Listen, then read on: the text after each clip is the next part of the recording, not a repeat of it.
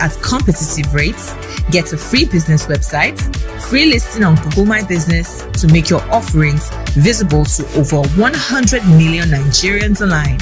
Free digital training at effective marketing techniques. Get a free business website, business tools, free listing on Google My Business, operational make your offerings and so much more. Over 100 million Nigerians online. Get your Grow My Digital training at www.getfreebusinesscom/listing to learn operational make your offerings and so much more. Over 100 million Nigerians online. Get your Grow My Digital training or get www.getfreebusinesscom/listing to learn becoming more profitable and the leader in your industry.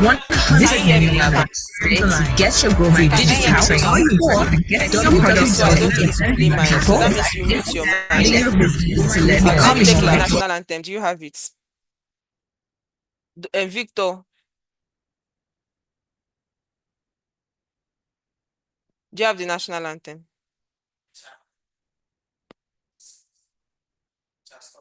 Yeah. I turned off my audio. Can you hear me now? Okay, you can hear me, and I'm not hearing double, so I think we are good to go.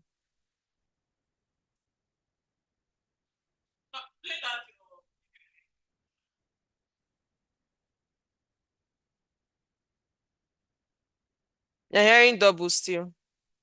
I'm not hearing. Okay.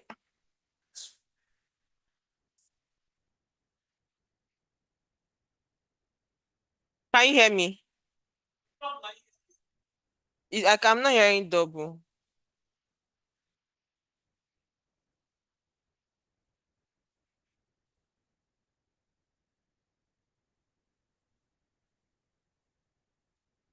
We are not live yet. Hi, Without. Hi, you former. Sorry, we're having some hiccups here. No problem. I wanted to ask if I can share the slides. That's fine. You're a panelist, so you have all rights. Okay. Yeah. Thank you. We don't need Johnson until no, not you, former. We don't need you until this time. Maybe when she's speaking, we can now conclude your own setup.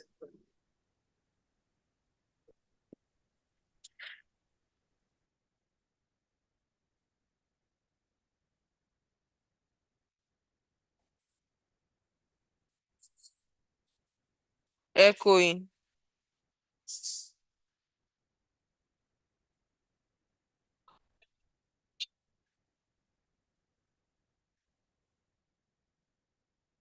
We are not live yet. I'm speaking. Can you hear me very well? Okay. All right.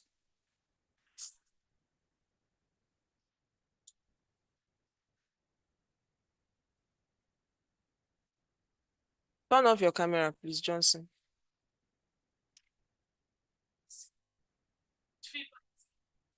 I'm not getting any feedback. They'll adjust it. Can you hear me? You can hear me now. Okay.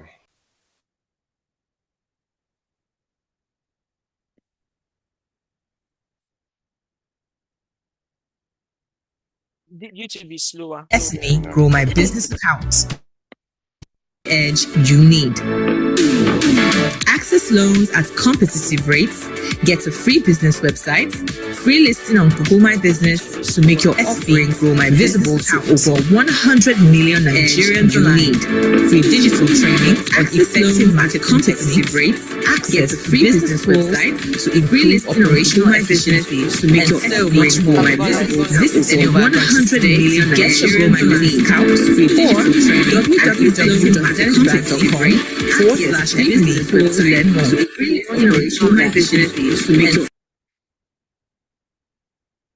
Good morning, everyone, and welcome to the June edition of the Zenith Bank SME Learning Series. Thank you for joining us today. And if this is your first time of joining us, welcome. Let us know in the comment section, or rather in the Q&A section of Zoom, how you heard about this webinar. Did you get an email? Did a colleague invite you, like a business partner? Did the Zenith Bank staff invite you? Or did you see the notice on social media? Please, we would like to know how you heard about us. And while at it, please extend this invitation to as many business owners as you know. Like we always say, if you've joined us before now, we tell you that this series is not for only you as a business owner. If you are going to grow a successful business, if you are going to scale your business to heights, you need every member of your team, all your employees, to be part of sessions like this. So gather your employees, extend invitations to your fellow business owners, to colleagues, to friends and families that play in the business space, that are entrepreneurs, and let's have them join these sessions. Before we continue, please remember that we are streaming live on YouTube. You can go to Zenith Bank's page on YouTube. Just type Zenith Bank on YouTube and you see the live session ongoing. You can copy that link and share with as many people as you would like to join this session. Before we continue, we'll take the national anthem. Thank you.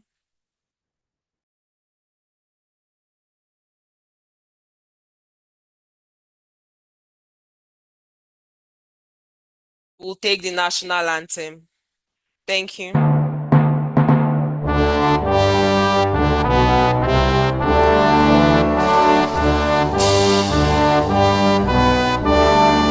the national anthem.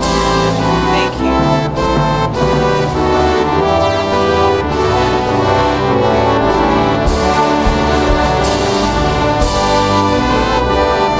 Take the national anthem. Thank you. Take the national anthem.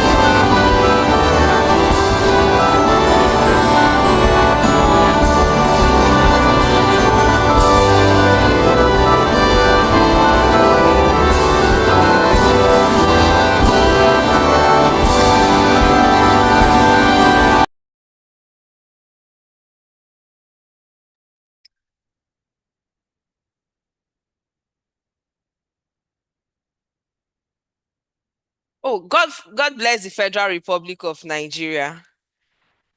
As I was saying, thank you for joining us for this important session on understanding your market segment. This is a topic that is especially critical for small and medium-sized businesses, looking not just to grow bigger, but also smarter. As SMEs, we are usually cash constrained and we don't have the luxury of massive budgets and teams. But one thing we have as SMEs is the ability to be agile, the ability to be focused, and the ability to be customer-centric. And that starts with one question: who exactly are we serving? Who is my target customer? Understanding your market segment helps you avoid guesswork. It reduces wasted efforts and speaks directly to the needs of the people who are most likely to buy from you, stay loyal to you, and spread the good news about your businesses. In today's webinar, we'll explore practical ways to identify, understand, and connect with your ideal customer base so you can position your products or services more effectively, sharpen your messaging, and compete confidently even in a crowded market. And taking this topic today is Adenike Yomi Fasheun, the partner and head, Managed Services Group, Tax, Regulatory and People Services, KPMG West Africa. And taking this topic today is Adenike. Adenike has 28 years experience The partner spanning and head immigration advisory, services, payroll, and indirect tax regulatory and services. people services, She leads KPM, KPMG West CSR Africa. efforts And and taking this serves as the topic today focal is point Adenike. for our Adenike has impact plan 28 years OIP experience, in the partner Nigeria and as immigration the pillar advice, lead for payroll prosperity. and indirect tax Regulatory and services. people An advocate for education, women and youth empowerment. She's a member of the Governing Council of Lagos State University and the trustee of the Mountaintop University Endowment Board. An advocate for education. As her contribution to meeting the Sustainable Development Goals of the United Nations, she has supported over 10,000 women and youths through the Champion for Women Entrepreneurship Mentoring Association and Hadassah Healing Foundation.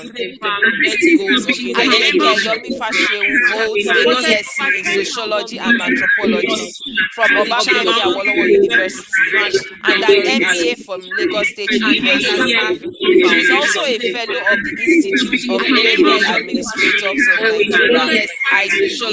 Good morning, ma'am, and thank you for joining us today. And an MBA from Lagos State University. She is also a fellow of the Institute of Payroll Administrators of Nigeria, IPPN. Good morning, ma'am, and thank you for joining us today. And an MBA from Lagos State University. She is also a fellow of the Institute of Payroll Administrators of Nigeria, IPPN. Good morning, ma'am, and thank you for joining us today. And an MBA from Lagos State University. Good morning, everyone. I'm sorry about that. We are having technical glitches and we don't want to lose you. So please give us 3 minutes. In 3 minutes, we'll be back. Let's quickly fix From this. Lagos State University. I'm sorry about that. We are having technical glitches and we don't want to lose you.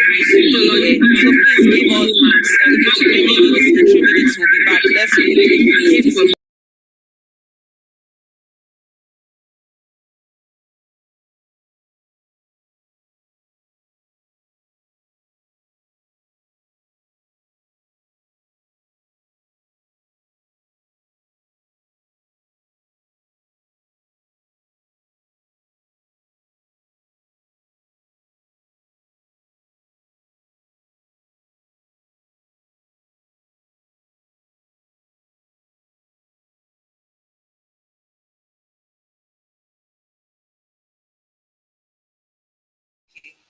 Can you hear me? Can you hear me?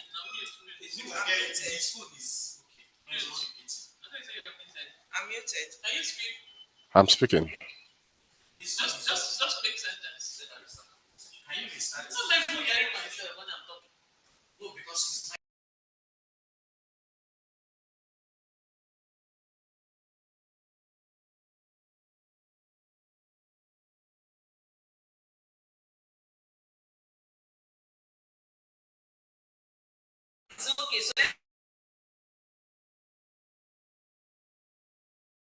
Good morning, everyone.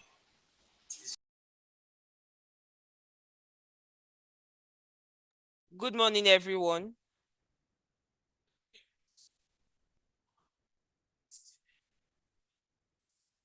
Fluctuating.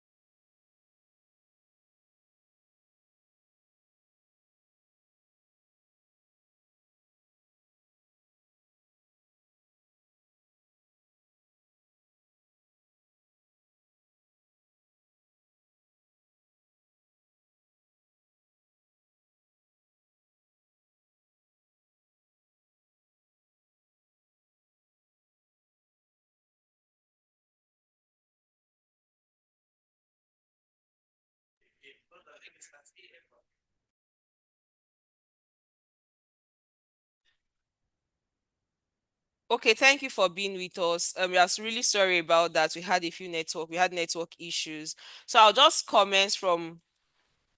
just reintroduce our speaker today. So I know the caliber of the caliber of person that is going to take us on this topic, understanding your market segments.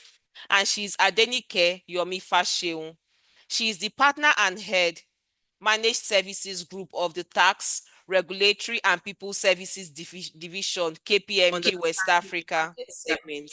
And she's Adenike Yomi Fasheun. She is the partner and head Managed Services Group of the Tax, Regulatory and People Services Division, KPMG West Africa. She has 28 years experience. And she's Adenike Yomi Fasheun.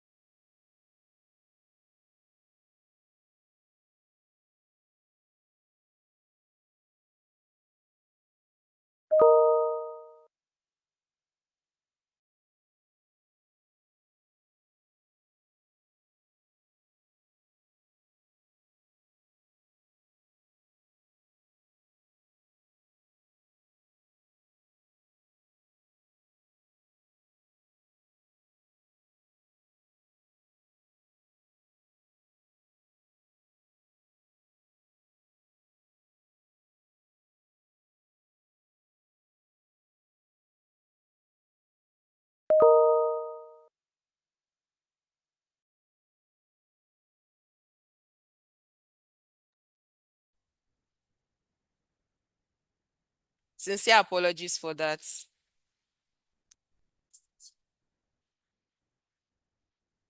So Adenike Yomi Fasheun is the partner and head Managed Services Group, Tax, Regulatory and People Services, KPMG West Africa. She has 28 years experience spanning immigration advisory, payroll and indirect tax services. She leads KPMG CSR efforts and serves as the focal point for our Impact Plan OIP in Nigeria as the pillar lead for prosperity. An advocate for education, women and youth empowerment, she is a member of the Governing Council of the Lagos State University and a trustee of the Mountaintop University Endowment Board. As her contribution to meeting the Sustainable Development Goals (SDG) of the United Nations, she has supported over 10,000 women and youths through the Champion for Women Entrepreneurship Mentoring Association and Hadassah Healing Foundation. Adenike Yomi Fasheun holds a BSc in Sociology and Anthropology from Obafemi Awolowo University and an MBA from Lagos State University. She is also a fellow of the Institute of Payroll Administrators of Nigeria. Good morning, ma'am, and thank you for joining us today. Thank you, Kelechi. And good morning, everyone. I'd like to warmly welcome you to this month's edition. Can you hear me, ma? Okay. Yes, I can. I'm actually speaking. Can you hear me? Yes, I can hear you. I can hear you for joining us today. All right. Thank you, Kelechi. And thank you for having me. I'd like to appreciate Zenith Bank for putting together this technical session, the learning series for SMEs in Nigeria. And to our distinguished audience, we say welcome to today's session. And I hope you find it enriching and also very educating. Without much ado, I would like to start by saying, when you hear the word SME, what does that mean? What comes to mind? And today, we not only define what SMEs are, from the point of regulators, from the point of consumers, from the point of people that are on this call this morning. So, and I will now dovetail into your market segments, because you cannot just operate everywhere at the same time. That's why segmentation comes in. So without much ado, let's go to the next page on the slide. So the content of my discussion with you this morning be like tenfold, but I'll try to make it as practical as possible. We're saying, what are SMEs? What do you mean by markets? What then is market segment? And then why does it matter to actually understand your market segment? Why not just operating anywhere, just in the business and just make money without caring about what are the consequences of not operating in the right segment at the right time? We also talk of the challenges that not just SMEs face in Nigeria, but the micro, the one before them, also faces it. Then key questions to ask yourself as a business owner in Nigeria, and then steps to understanding your market to be an effective player. Also look at using data for insights, then bringing everything together.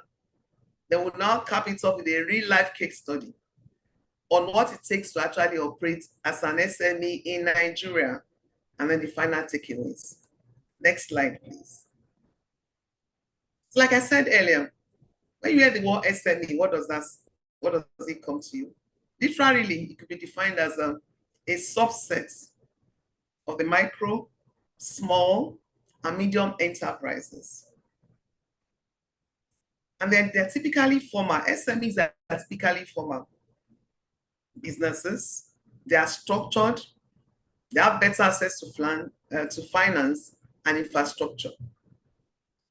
And in terms of your people, we categorize people that have less than 10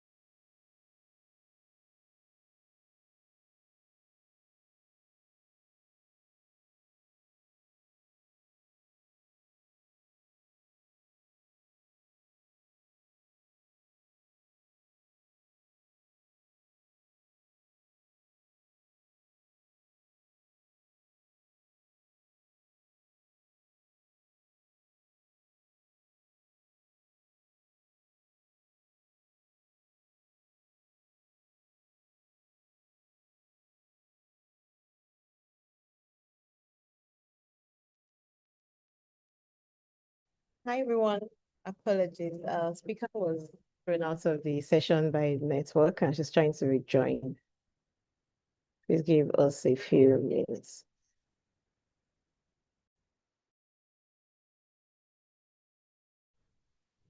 Apologies, I'm back now. These Ma, yes. technical glitches. Yes, you can continue, ma. Can you hear me? Yes, I can hear you, ma. All right.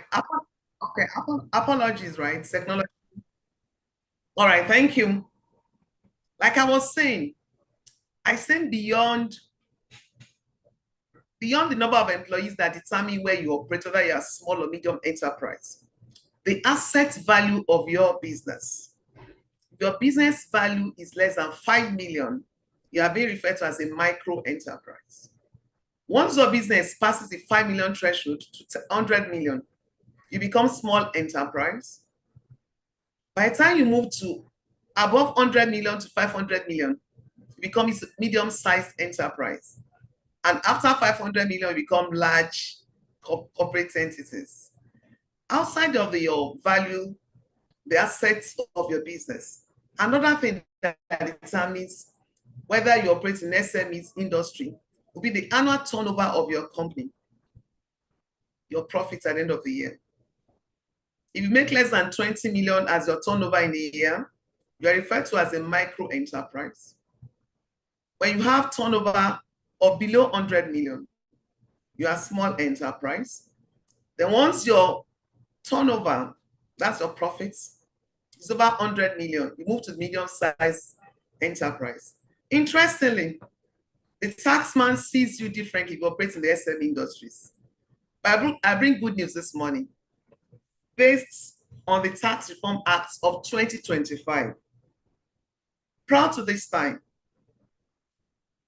once your threshold is up to 25 million, you are liable to corporate income tax. But with the Tax Reform Act of 2025, if you are less than 50 million, yes, if you are less than 50 million, you will not need to pay corporate tax. But once you're above 50 million, to the taxman, you are no longer seen as being small. You are now seen as part of those that operate in the big space, and you now need to pay the taxes. So altogether, this page is telling you what defines your business as medium, as micro or medium, or small, from your number of employees to your asset base, and also that we have defined what SMEs are. We want to know what value does MSMEs bring to Nigeria?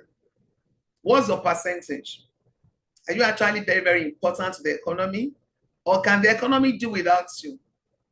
And I'm glad to let you know that this economy needs all of you on this call this morning. The small medium enterprises, you are 3.1% of the total number of micro, small, and medium enterprises in Nigeria. Even though you operate in the formal sector, based on the data provided in 2020, you operate in that particular space where the economy needs all of you. And then the SMEs operate in various sectors. So we're looking at the top sectors of economy where you operate. We look at those that operate in the education sector, those that operate in manufacturing. We also look at those that operate in real estate. And then we also look at those that operate in wholesale and retail trade. Throughout all this sector of the economy where you operate, we are proud to say that the SMEs, including the micro enterprises, contribute 46.3% to national GDP. That's a lot. So in as much as you might be seen as, oh, I'm not in 1 billion gang in my business and all that, but I'll tell you what, you're important to the contribution to the national GDP. And we're saying the insights that are bringing to the table this morning that though the SMEs might make up just 3.1% of the Nigerians' structured nature, the way they are structured the businesses, the potential for growth, also position you as key drivers of formal economic activity in the country. Next slide, please. Okay. Now that we have defined the sectors where you operate, why you are defined as SMEs, what do you now mean by markets? As an operator in SME sector, what does markets mean to you? I call it CCE, your customers, competition, and external environment. These three things defines your markets. The first C is customer. Literally, people that buy from you, whether goods or services, because that you provide goods or services to a customer. So those that buy from you, understanding the needs of those customers. As we say, customer is king. In any sector you operate, without the customers to buy from you, your business is as good as dead. Then you also now need to understand those customers. What are their preferences? What are their spending habits? All this will determine how your business will flourish. At what point in time do they have a lot of power to buy things? You would have noticed that some promos are done between 24th and 30th of the month, just to ensure that those that are being targeted are salary earners. They are paid and they are liquid for the first week of payments. They can actually make purchases. So for those that are their customers, they will also benefit from having just earned their salaries. Then we move to competition. Who are your competitors? Who are those businesses that operate in the same space where you are? They provide the same service or supply the same goods. Understanding these people will make you see your business differently and what can give you an edge. If the two of us are providing bottled water, what will make my own to stand out from competition? Some brands in Nigeria have successfully for over 50 years. Every other person, every other competitor is called by their name. Whether you talk of seasoning or talk of wherever you want to have dental cleaning, they just keep calling them. When we're growing up, every toothpaste was Maclean in Nigeria. So that means competition in that space in those days. They say, give me Maclean, they're referring to something else. The same way we have now competition in the soft drink industry. To a layman in Okeari that wants to buy a soft drink, they want cola, they just call a particular name. They give it to them. Might not be that brand they mentioned, but because it's cola or it's orange in nature, they go with it. That means competition indirectly has acquired the name of another person. And that is why understanding who your competitors are will help you to actually create a niche for yourself and stand out and be different. We say the same thing, but I have an edge with the way I present my own. And then the third thing that matters in your market is the external environment. Like I mentioned to you earlier, how does a tax man see you as an SME? It means that the bigger picture of the way you operate, the government regulations can be to advantage. Some can also threaten your business. And let's also look at social changes in your environment, even technology. Is it adding value to your business? Is it making you to not be able to keep you up at night, not be able to sleep and say, how do I proceed in this environment? So customers, consumer, and environment, those three things is actually the market we're talking about this morning as SME. Next slide, please. Then what then is market segments? We've spoken about what market is. So I call it CCE, your customer, competition, and external environment. But now say, okay, what is market segments? You cannot operate in all the markets. I'll share with you the various sectors in the economy where SMEs operate. You cannot be in real estate at the same time be in hospitality and be in education, and then everything together. You can't be a jack of all trade and master of none. So by segments, we're saying, what is that subgroup of your broader market? Defined by shared characteristics. And these characteristics we're focusing on this session, there are just 4. Common market segments to SMEs in Nigeria. The demography, the geographical location of your business, then the psychographic of those people that are in that space, then the behavioral patterns of those people. By demography, we're talking about the personal traits like the age, gender, and the financial muscle of your people, their earning power, the income that they have in a particular demography that you want to sell. We also now go to geography. The segments based on where customers live, work, or travel.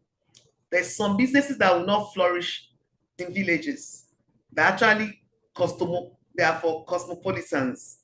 So that means those in the village might not actually need that kind of business. If you go site your business in the wrong location, you might not make as much profit or as much progress as you want. Then we're now looking at the psychographic, the attitude of your customers, their interests. What are their values, their lifestyle choices? For example, now in some rural areas, they might not do much of eating out. They might not place order for food. But in the cities where you have working class people, a particular time of there's a rush, they will call it lunch hour break or lunch hour rush, where people come in and are placing orders, different vendors, we are seeing bikes, different people are delivering this. We are seeing a lot of things coming where you deliver, food to them in packs, which might not happen in the villages. People actually cook their food. Most of them will not place order for food. Then finally, in terms of market segments, what are behavioral patterns of your customers? What they use frequently? And now, how can you actually engage them to ensure that you serve them at the right time with what they need that is delivering value to them? And I'd like to briefly mention as we go to the next slide, that please, the essence of any business you are in is provide value. People buy value, whether in terms of goods and services. So as an SME operator, just know that value is what you are selling. People are paying for the value through the goods they buy from you or through the services you render to them. And why does understanding your market segment matters? Why do you need to even bother about saying all this demographic, behavioral? Why does it really matter at all? Understanding your market segments will save time and money. You're not just beating around the bush. You're not just saying, okay, you have a particular generation of people, Gen Zs. Now for lunch, they prefer to have pizza and soft drink. To where you have some generation that want to take pounded yam and vegetable in the morning. So understanding the market segments will make you save time and money, less trial and error. By understanding your market segments, SMEs can reduce the waste of resources. They can deliver customized services to their customers based on the age. If Gen Zs are the focuses of your business, when you understand them, you serve them accordingly. If those that are baby boomers or those that are born in the 60s are your focus area, you can't use the same approach for Gen Zs for them. So understanding your market segment will save you time and money and also make your business to grow. Then when you know your market segments, the risk in your line of business will be reduced. When SMEs clearly define and understand the market segments, they can avoid major business risk. The SMEs actually run it. Some will go through it, they're able to survive it, but some will fade out. And the general notion is most SMEs will die between the first 1 to 5 years of the startup. For those that do not understand the market, they start off with so much energy they are running. By second year is going, by third year they're out of the marketplace. And in most cases, research has shown that most SMEs, between 1 to their 5th anniversary, they are gone. Those that survive that are able to actually go to the next level of being large corporations. And we're also saying that when you understand your market segment, you can also unlock new opportunities. If I provide a particular service to a particular segment, and I realize that they are interested in additional service, like an add-on, there was a story of a line of shops where everybody was selling soft drinks. And one of the sellers had an insight to introduce straws into the bottle of a soft drink. The first 1 month of doing that, 80% of customers that visited that location were going to because of the straws, just introducing straw into the bottles. That means understand your market segments, make you unlock potentials, other things that are hidden that you are not seeing. The way foods are packaged nowadays are also bringing new opportunities for those operating in that businesses. So I said that you're to create a niche for yourself, to serve your audience in a way that they'll be happy to pay premium price for that value you're adding to them. People that appreciate value pay more. And as you say that, new opportunities also come, and you're able to think and say, beyond what I'm bringing, and what else can I do? If I supply lunch, and I'm seeing that some of them are saying, oh, I don't take rice, I don't take this one, I start bringing bowls of fruit salad as addition. Those that you have lost for saying, I don't want to take every lunch, I'm watching my weight, I'm health focused, will take the other action you are bringing in terms of the fruits that you are bringing. Then finally, your business is all about people, not just data. No matter the kind of research you've done, the data you gathered, it's about people. Like I said earlier, people will always pay for value addition. So why market data is essential? True market understanding means that seeing beyond the numbers, the data you've seen, but getting to know your customer exactly, what are they thinking about? What will make me stand out? What will make them ask me to come over and over and over again? And also, what are their fears and things that they're worried about? If they think that what you supply to them is not safe, they shift to another vendor. So market segments is critical for you to know them, because you save time, resources, waste, new opportunities, and also the people for you to be able to expand your business. Despite all this I've said, there's some challenges, right? That from micro entrepreneurs to those in SME space also face in Nigeria. Research shows that 67% of micro, small, and medium enterprises recorded reduced demand for their products and services. That's a lot. When 7% is taken out of your business, there's a reduction in that space. 67% is a whole lot. What could be the reason for this? Why could this have happened? How come we moved from 10 to 20 to 30 to 60 to 67? I'm bringing 3 things to point this morning. The first one is high cost of your products or services. There's what we call volume discounts.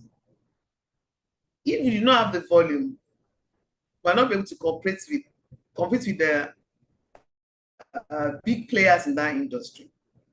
Once the cost of business goes up, then there's a risk of saying, I don't want to do this. Then the low purchasing power of consumers. When people are struggling with their purchasing power, when the take home cannot take people to middle of the month, and they struggle and they stop and everything can say that we buy essentials, which will automatically affect those that are providing the services to them. Reason why they have reduction. Consumers shifted to alternative products. A good example is over 2 decades ago, we never used to have sachet detergents in Nigeria. They all come in packs and all that. And a player came into the industry, started producing sachet detergents. In the 1 year of the operation, we were like almost closed shop for those that have been extended for so long. The same thing about sachet beverages. When consumer realize that the purchasing power has gone down, they look for alternatives. If I cannot buy a 10 kg, my need is just a 2 kg. So I buy the 2 kg and I move on. I cannot afford to buy a 1 kg. I go for a smaller version. So I'm looking for alternatives. However, as you understand your customer preferences, make you have deeper segment understanding. So that before the request would, before they would, they would decline. If you supply a place 100 packs of food, and they're saying you can only buy 50, others want to eat, or it's too expensive, you just go back. Instead of having like a 500 ml bowl, you come with a 250 ml and say, oh, the same quality, but to meet your budgets, right? I'm bringing this. So it's important for us to know that as operators in SMEs, please, once there's a reduction in your business, quickly go and check. What could be driving that? Is it that the customer's preference has changed? Or the cash flow, they're not as liquid as they used to be before? Or competing demands? If a salary and I need to pay school fees for the children in September, they're going back to school, they might not be interested in buying some non-essential products. Because at that time, their focus is on getting back to school. So what can you do? You can do your seasonal planning and say, how do I meet the needs of my customers at this time? And that will take us to key questions to ask. As you understand your market segments, what are those questions that will help you to actually deep dive into what your customers will need? And also, how can you ensure that your business is not going down? That you are the right alternative? That there are 10 players in that industry, be the preference. Because the market is big enough for everyone to operate, as long as you're adding value to your customers and to your clients. So the key questions to ask this morning, I'm putting 5 here. That smart SMEs just don't guess and say, is it this one they need? They learn from experience of other people. And by asking questions and trying to answer those questions in a critical and sincere manner. The first one, like I said earlier, who are my competitors? Who are those competing with me in that industry? Something is very common in Lagos. Once the business is flourishing, neighbors also want to do that same business. So if you are creative and bring innovative ideas to the market, and 6 months that everybody wants to rush and provide that same service, how do you stand out? So once you know those that are competing with you, you up your game a bit. As what do my customers actually need? If I was making Indomie before, and I was not adding, I'll just Indomie and just egg alone, you could go buy vegetables and say, oh, just dice small carrots to make your Indomie to stand out. We come in and say, oh, go to that one is healthier. There's carrots there, it's looking there, you have grains. So what does your customer need? Some customer want to have Indomie with boiled egg. They don't want to fry their egg. They want to be seen as eating healthy. So they say, oh, let me take boiled egg.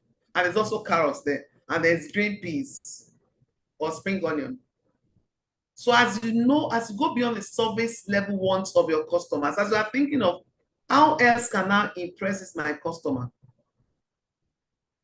Understand what their needs are, what problems they face, and keep turning up right products for them to pay for that value and to motivate them to stay in business for a long time. And then is your target customer. Like I said before, is your business located around a school premises? And it's meant to target workers that are coming in the evenings. Your location and your target customer. You must know exactly why your targeted customer, not just anybody, anybody can just come, I don't care. You must care about who your customers are. You must be intentional about the target audience. Who are those ones I'm looking at that will be easy for them to actually buy my products, the age brackets, their interest, their location, and their pain points. I tell someone on the island, the day you have like block of flats and just 1 bedroom condo like have outside the country. An average worker on the island would like to have such a place from Monday to Friday. They can now go to their families over the weekend. If somebody creates a need for that space in real estate, the person will cash out. But they're working class people. They want to come to work on time. They work late, they want to get back and be ready for work again without having to travel long distance.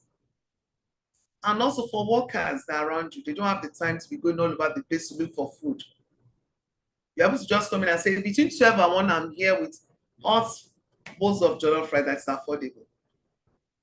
Once you know their needs and you target a particular audience, your market segmentation will bring results to you.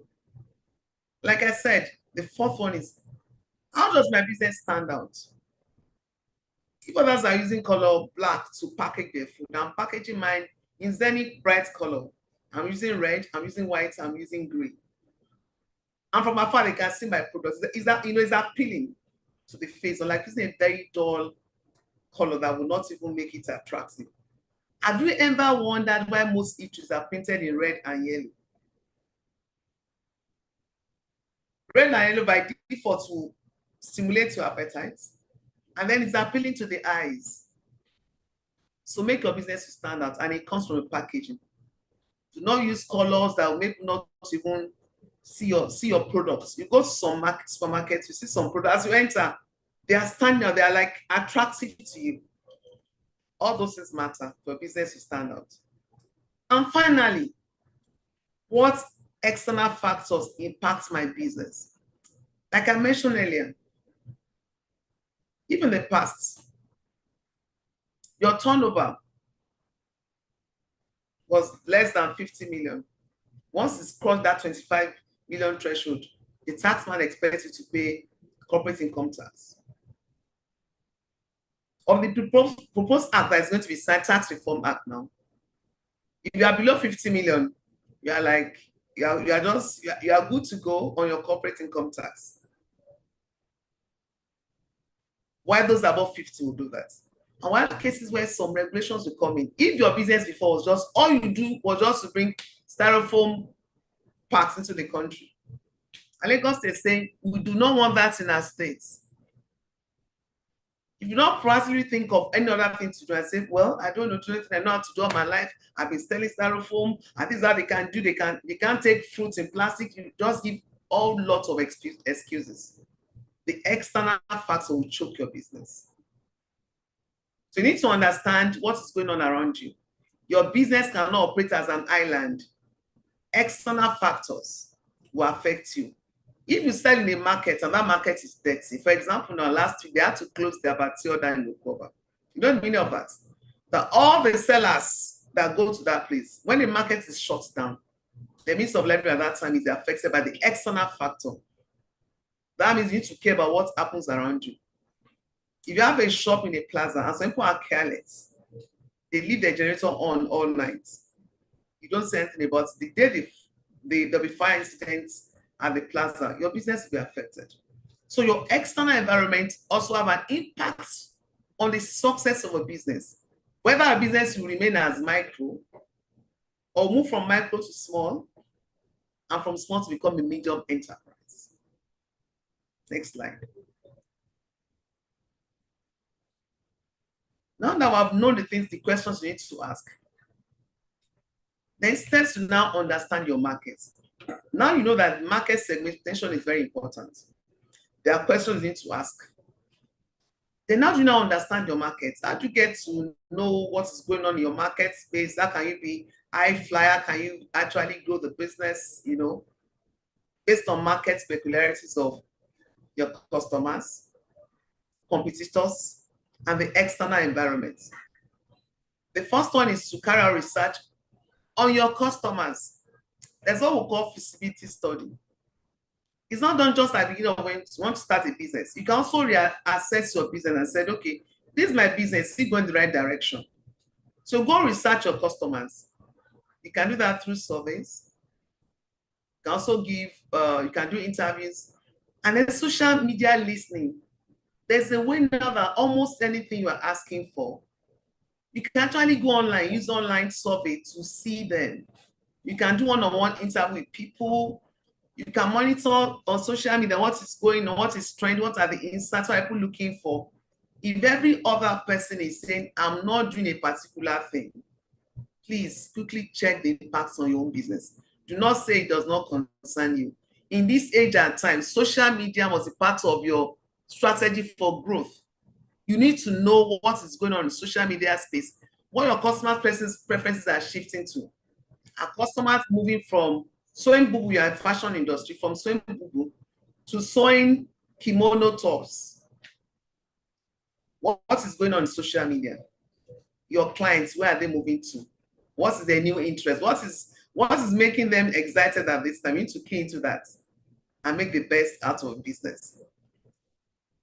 Then understanding the pain points, preferences, and buying habits of your customers. What do they need at a particular time? If I'm thirsty and you are giving me lunch, you are not meeting my need. I just need a glass of water at that time. You're trying to ask me to take food. Food is not my need at that time. You might think that I need the food, but that's not what I'm looking for. I'm just thirsty. A glass of water will suffice at that time. For most customers too, they want to go and they're looking for just a pair of blue jeans. Trying to sell out things, they say, I don't have that, but please, you manage this one. No. You must know the client preference and their buying habits. And at a particular point in time in Nigeria, two things will happen. People want to move houses. They want to paint their houses. They want to get ready for the New Year celebration or Christmas. People go to the market. They flood the market for some celebration.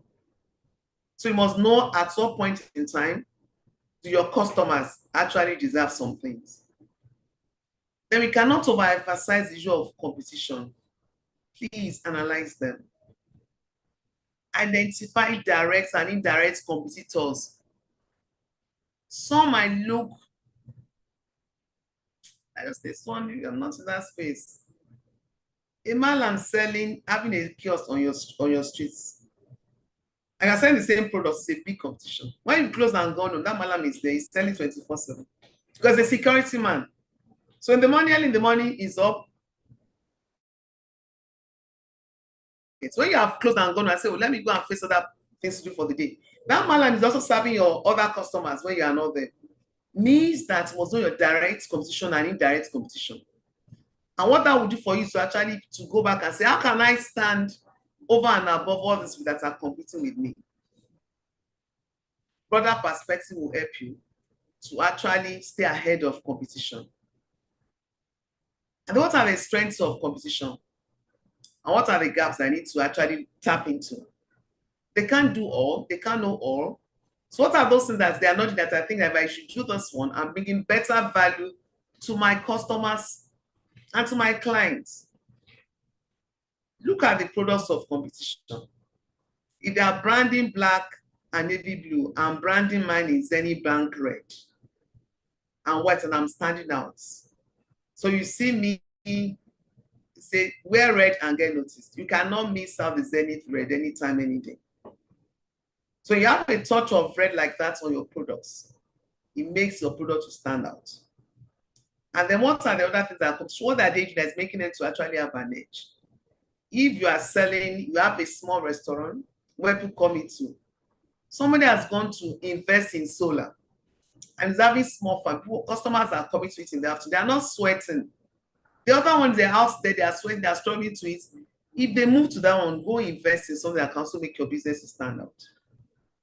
So that you can do what will make you to stand out on the streets. And when to do that too, others are going there, they're struggling and say, oh, there's no cold drink, there's no water. Go buy ice block and freeze your drinks for those customers to come in. So anytime you go eat in that restaurant, there's a small one, but you have cold drinks and you eat in a very comfortable environment.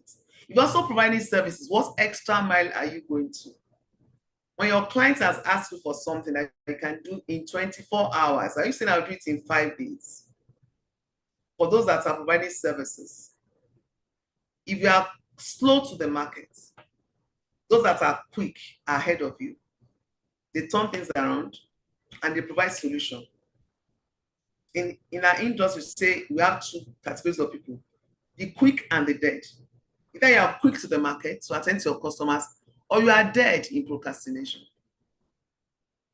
Then on this slide now, the third one is explore trends and opportunities. What are the things going on around? What are the latest trends? What are the technology things I need to do that can actually help you in your business and service provider?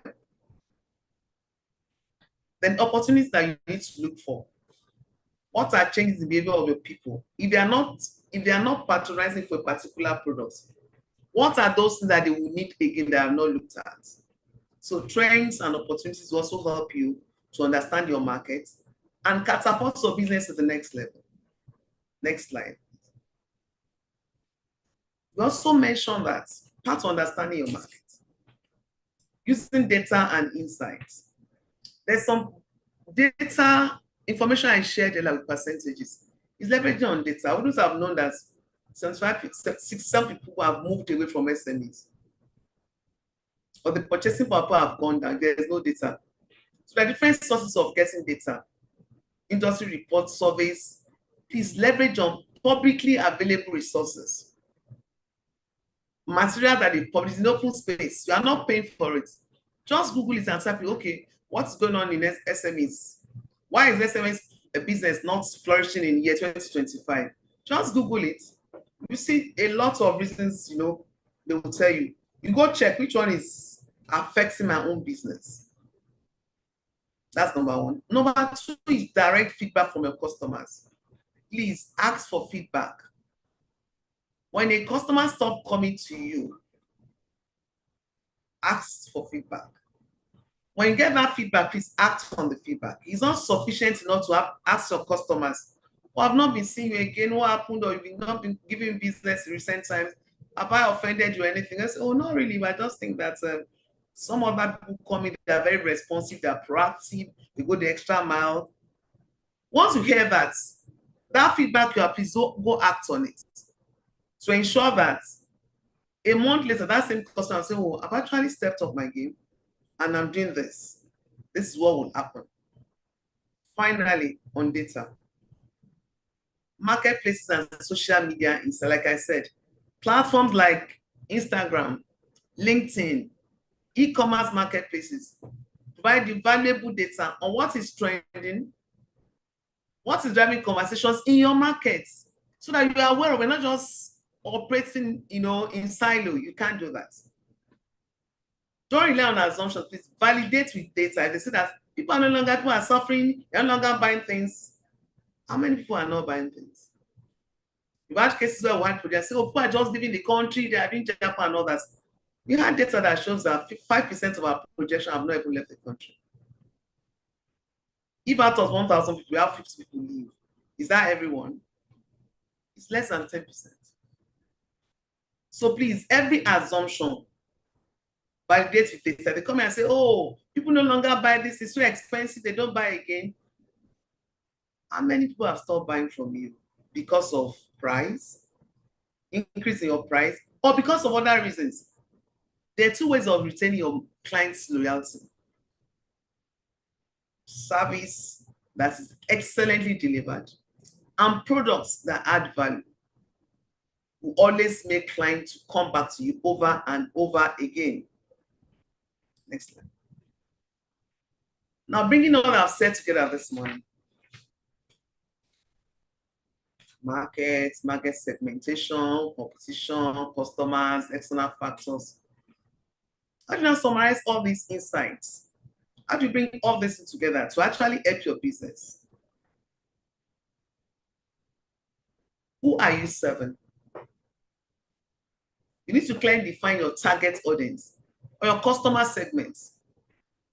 You want to operate in retail markets, want to operate in real estate, want to operate in the educational sector. Please clearly write it down, clearly define your target audience or customer segment to know who you are focusing on.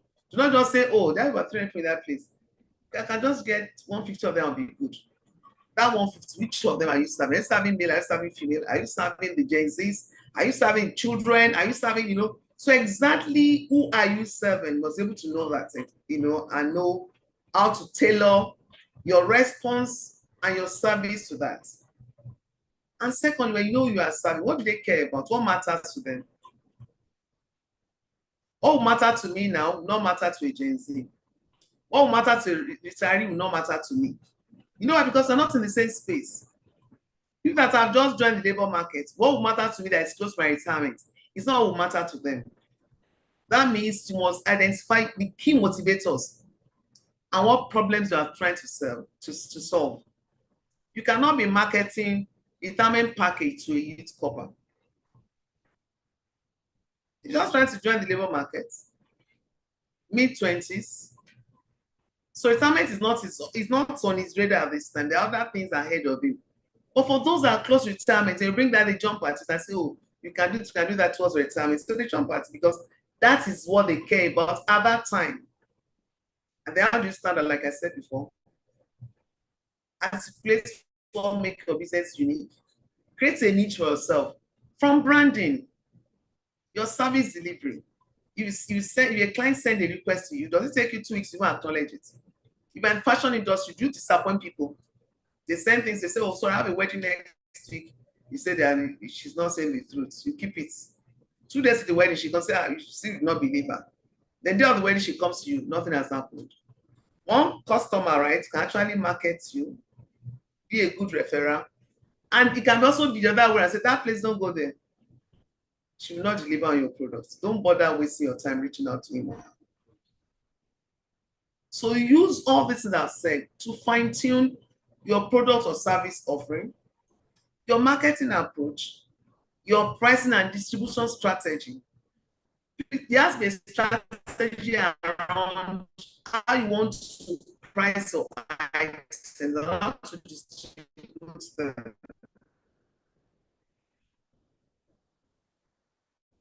Now, people tell you that free pickup, free delivery. Pay, they don't bring the items. Now, to give your trust, I'll say, look at the item when I bring it to pay me upon delivery. Or like in the past, I'll say, pay me 5 days later, I bring the items. But because of lack of trust, you say, bring the items when I see it, when dispatch brings, I pay you your money. That's a strategy to retain a particular service line. After all we said now, let's not be like just theory we're talking about. Once we have a real life case study, and like I said before, any information in the public space can be used. If you go online to the page, this case study is for a business that has gone through all this we're talking about, and they've been able to make it available for people to actually have access to it. There's only juice, right? Where they make their part of the earlier, they were early in the market. They wanted to do juices and all those. So they started. It was funded by Ada Osakwe. And she focused on health beverages. When people say, oh, too much sugar, causing diabetes, a lot of health issues and all that.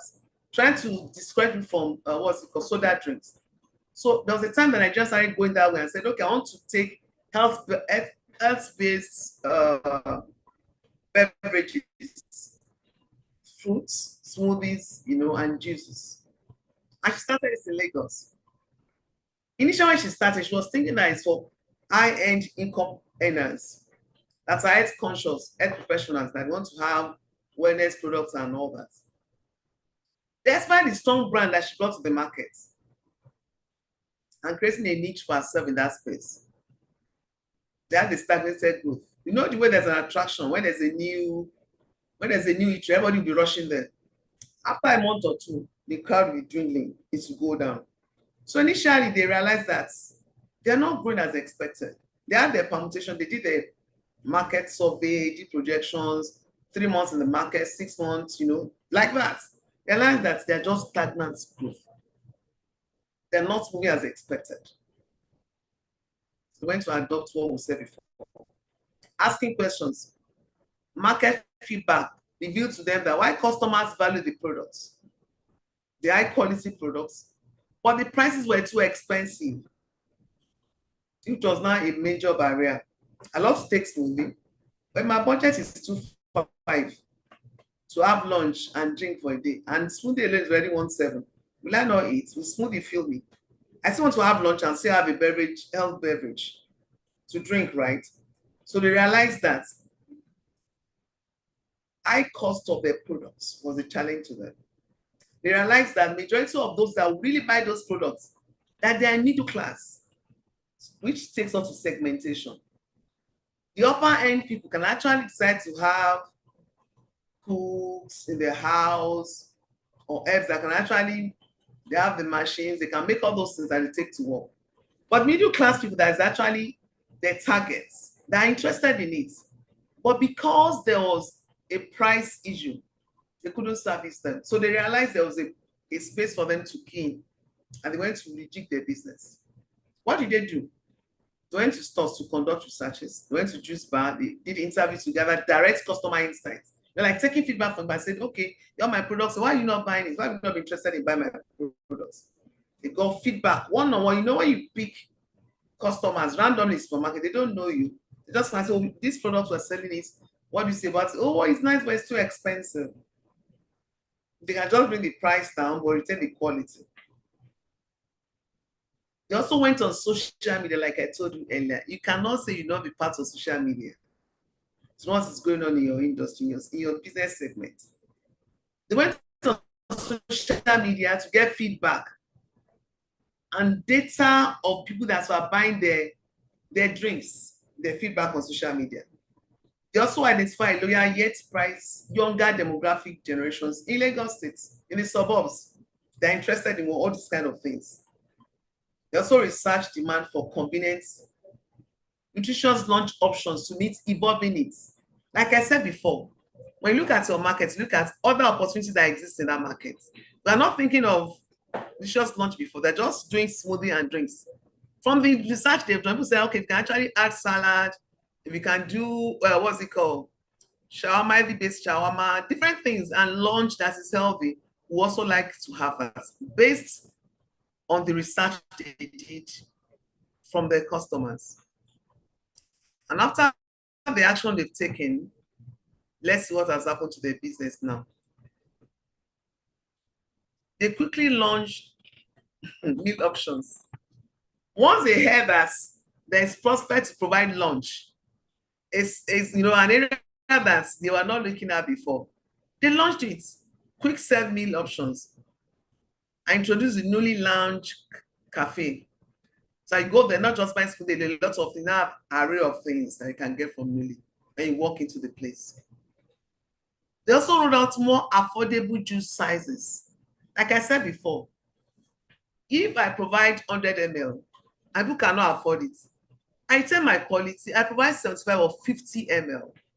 And that's what they did. They roll out smaller versions that are affordable to people. People might never need that giant bottle. Just something small with value-driven combo meals. And that's why I put in it. You come in, when you buy milk from me, I put a small size for you.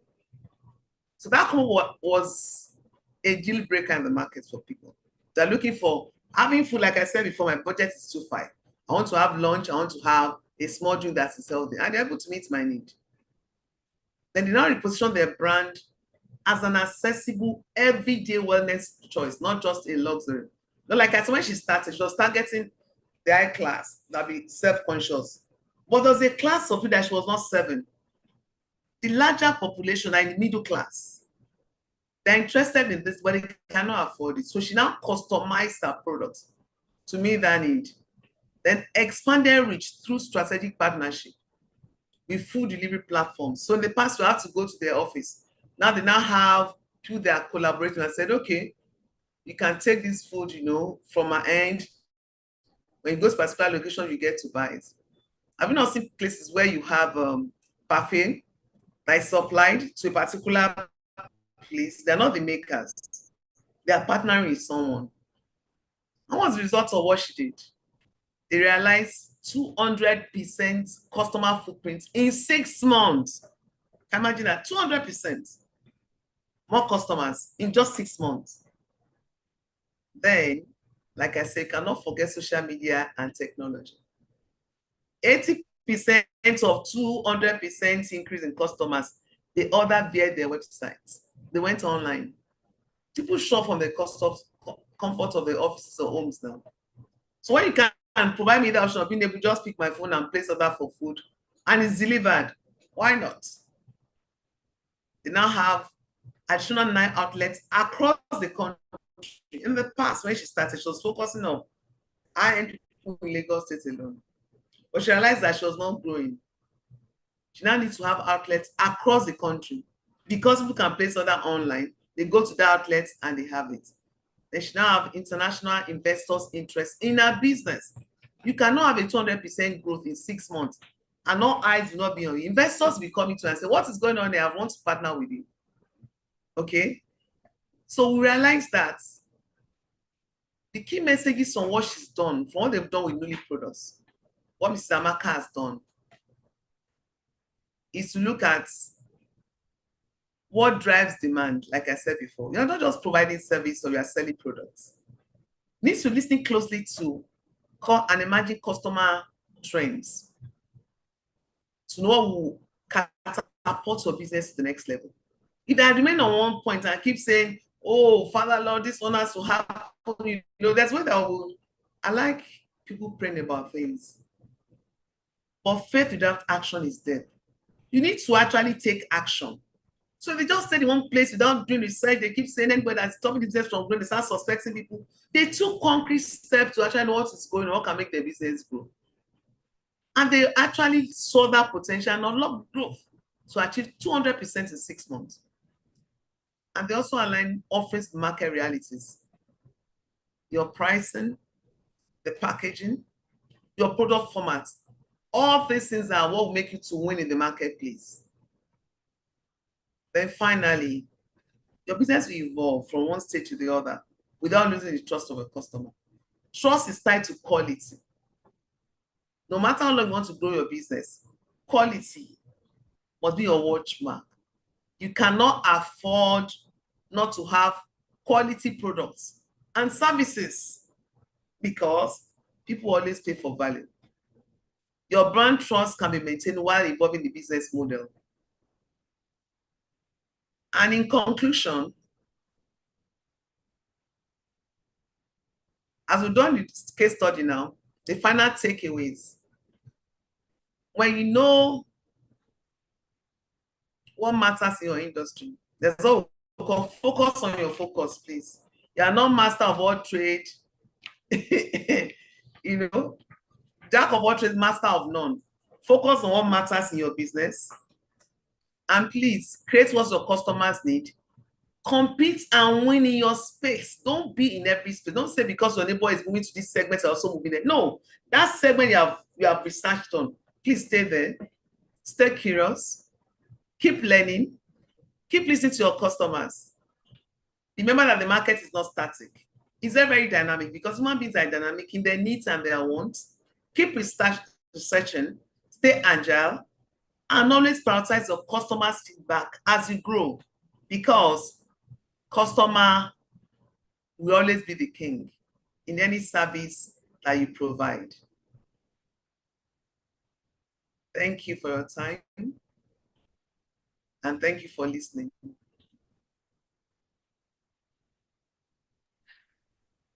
Thank you very much, Madam Adenike. That was really an insightful session. I'm sure that the participants are well fed, really. I mean, you're an expert at your field, and I can really say that you delivered excellently well. Thank you, thank you, thank you so very much. I don't know, our participants, please, we want you to just quickly say thank you to Madam Nike on the chat box. Just drop some thank you, thank you. And I just would like to just say some few things that I learned from this lesson. And one thing that struck out to me was when you said your business cannot exist as an island. I think that's one thing that a lot of people need to understand.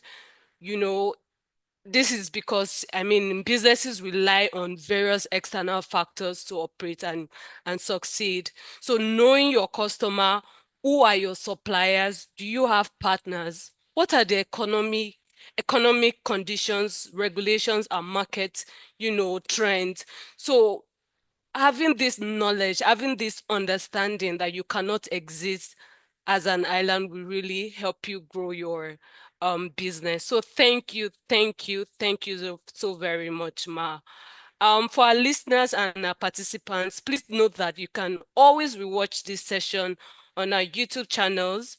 Don't forget to share with your friends, colleagues, and family members. And if you have any question, perhaps during the Q&A session, your question is not attended to, please trust that we are always available 24/7. You can reach out to us at sme@zenithbank.com.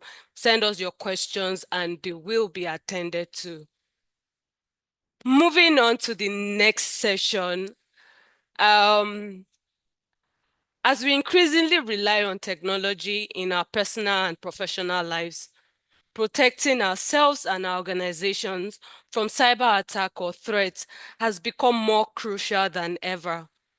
From data breaches to ransomware attacks, the risks are real and the consequences can be devastating. Through cyber threat landscape for SME market segment is Johnson Omeka. Johnson Omeka is a cybersecurity and compliance professional with a strong academic and technical background in information security. He holds a doctorate degree in information resources management with a focus on information technology and is ISO 27001 certified, bringing a blend of academic depth and real-world experience to the evolving challenges of cyber risk management in the financial services sector. Currently serving in the Information Security Department at Zenith Bank, Johnson plays a key role in advancing the bank's cybersecurity governance, driving regulatory compliance, and leading organization-wide awareness initiatives. Currently serving in the Information Security Department at Zenith Bank, Johnson plays a His expertise spans security audits, policy implementation, vendor risk oversight, and strategy report for ISO 27001 compliance. Johnson, we are really glad to have you. Please take it away.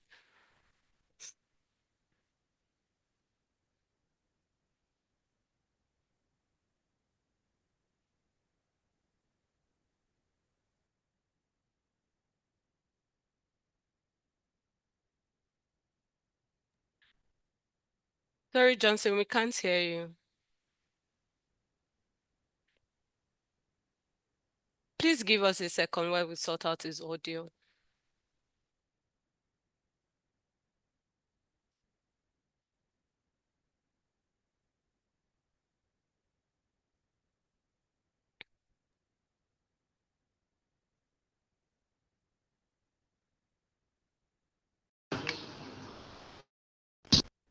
Hear me?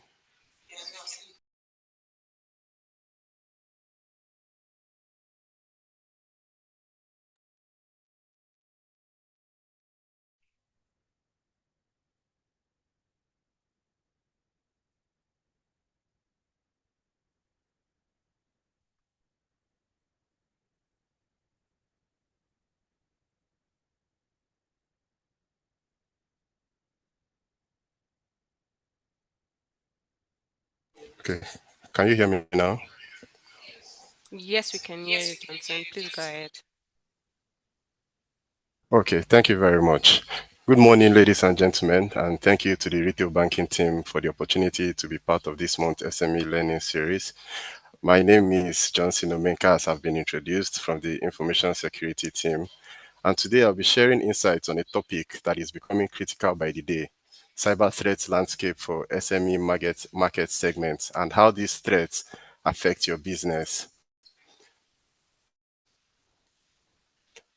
Now, many people assume that cyber criminals only go after the big organizations like banks, oil companies, telecoms. But the truth is, and I say this with full confidence, that SMEs are increasingly becoming the prime target for cyber attacks. So today now, I will walk you through the evolving threats landscape, why SMEs are targeted, the cyber threats affecting SMEs, the emerging trends, impact of cyber incident on SMEs, and the bank's role in protecting SMEs. So let's begin by setting the context. SMEs, as we all know, are widely recognized as the backbone of our economy. They contribute significantly to our GDP. In fact, in Nika's presentation, she said that the SMEs contribute 46.3 to our GDP. They create jobs, they drive innovation, and they also support our major industries. But they are also increasingly dependent on digital tools to operate efficiently, like from online banking to cloud storage to mobile apps to digital payment and so much more. And now the digital world brings great opportunities for SMEs. It allows the SMEs to expand faster, to reach new customers, and also to automate their operations. However, this digital transformation has also opened doors to new cyber threats. And as the digital adoption grows, so does this cyber exposure. The more connected your SME is, the more important it is to understand the risk and to also secure your devices properly. And that's what we are here to talk about today. The cyber threats are no longer what they used to be, and then the threat actors behind them are also evolving rapidly. Now, first, the threat actors are becoming more strategic and they are working as organized groups, often operating like businesses with so much resources, so much skill set, and even global networks. Also, we are also seeing sophisticated attackers that are now deliberately targeting smaller businesses. Why? Because these SMEs, they are often referred to as like low-hanging fruits. They don't have the same level of security defenses as the big organizations. So now this makes them easier and faster targets to exploit with so much financial and customer data which they have that the cyber criminals can steal. Another major shift which we have is the rise of what we call cybercrime as a service model, a model where cyber criminals now they provide various hacking and cybercrime services to individuals or groups. Now, what does this cybercrime as a service now? What does it now do? It means that all the hacking tools, ransomware, phishingware kits, and even a whole cyber attack program, they are now being sold or rented on the dark web. So it now makes it easy for anyone with little or no skill to launch any attack, and thereby the barrier to for any cybercrime has been lowered significantly. And finally, now one of the most concerning developments today is the use of artificial intelligence, AI, by cyber criminals. Now they use AI to create highly convincing phishing emails, deep fake voice and video scams, and even automated attacks that will mimic a target behavior in real time. Now, what is the result of these things now? The attacks are more personalized, they are harder to detect, and even more successful. In fact, there was a report that came out last month that AI phishing emails are up to 85% more successful than the regular phishing emails.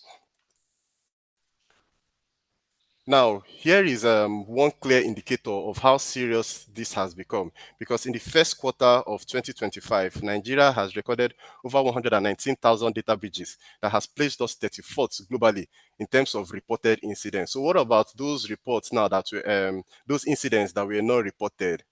Now, this tells us that cybercrime is not slowing down. It's evolving, it's accelerating, and businesses like yours now are right in the middle of that landscape, whether you know it or not. The report also said that 1 out of every 10 Nigerian has experienced a data breach. Now, who knows? That could be your customer, it could be your employee, or it could even be you.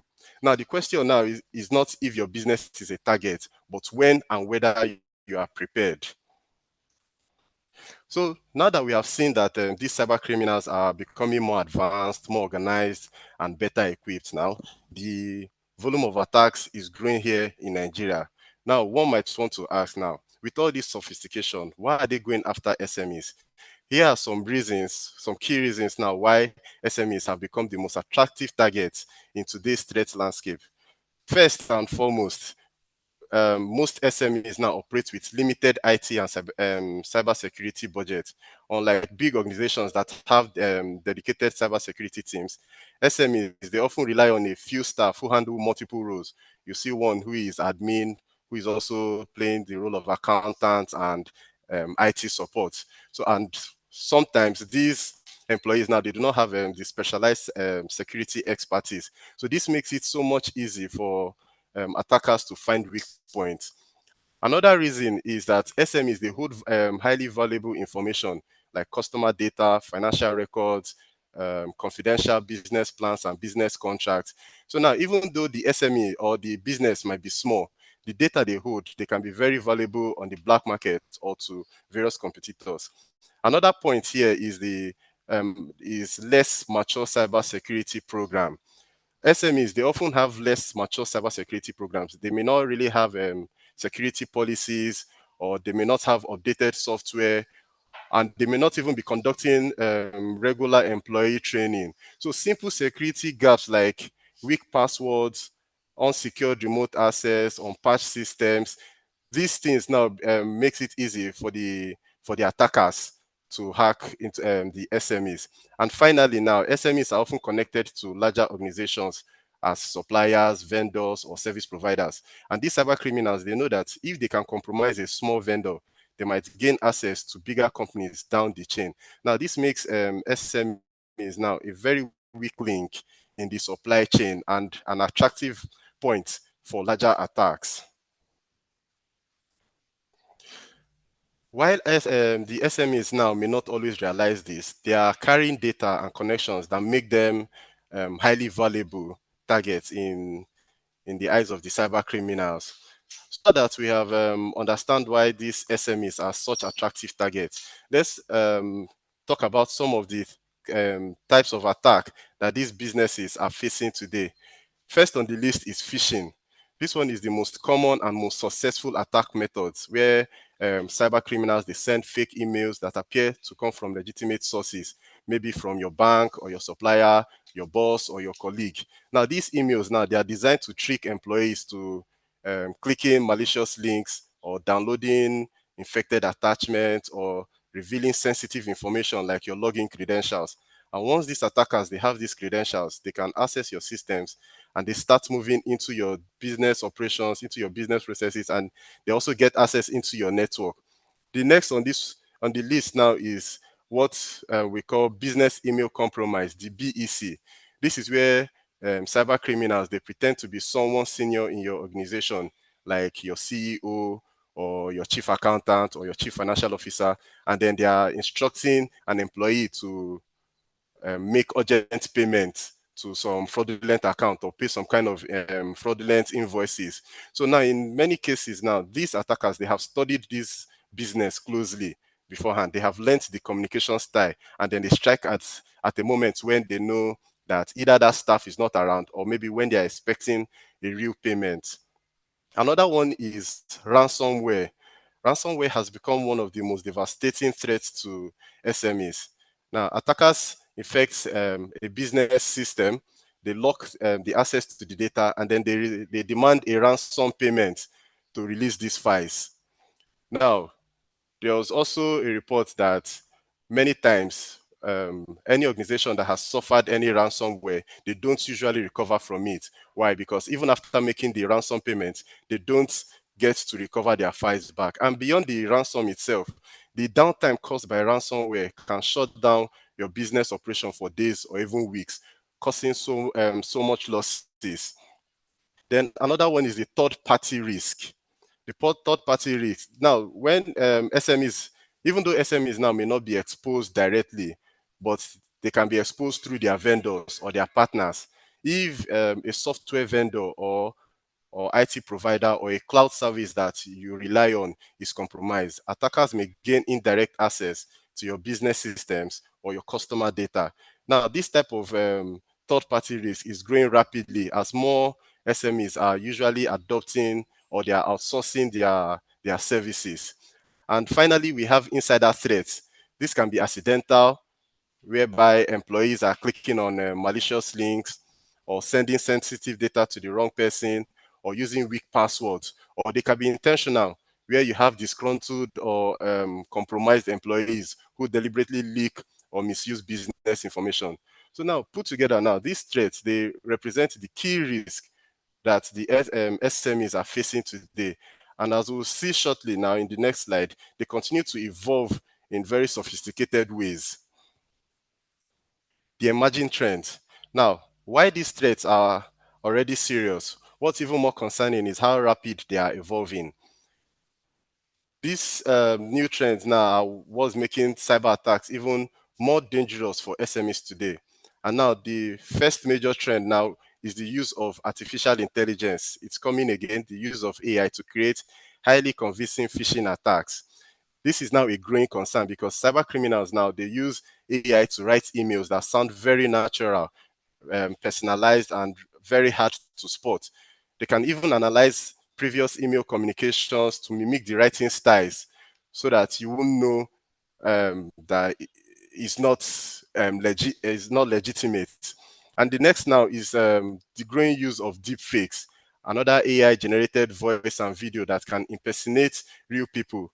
We have seen cases where attackers use fake voice calls pretending to be a CEO or an accountant, instructing the chief accountant to urgently transfer funds.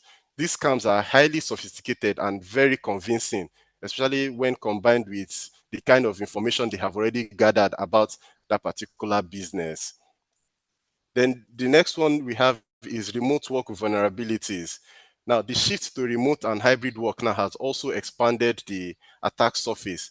Employees are now connecting from their home network, they're using personal devices, they are accessing sensitive data outside of office environments. So now all these activities now have created more opportunities for these cyber attackers to exploit. And finally, now with businesses that are relying on cloud services for email, for storage, for collaboration, attackers now are increasingly targeting cloud accounts. So now, if there's a single compromised cloud login, it can give the cyber criminal access to all your emails, your financial data, your customer records, and whatever data that you have in your store. These emerging trends show that attackers are constantly adapting their methods, which means that now our defenses and our awareness must evolve to keep up. Now that we have seen the types of cyber threats and how they are evolving, let's quickly talk about the real world impact. What actually happens to a business when a cyber attack hits? Now, this is where things get very real for SMEs because a single incident can disrupt their operations, can cause so much loss, financial loss, and loss of customer trust.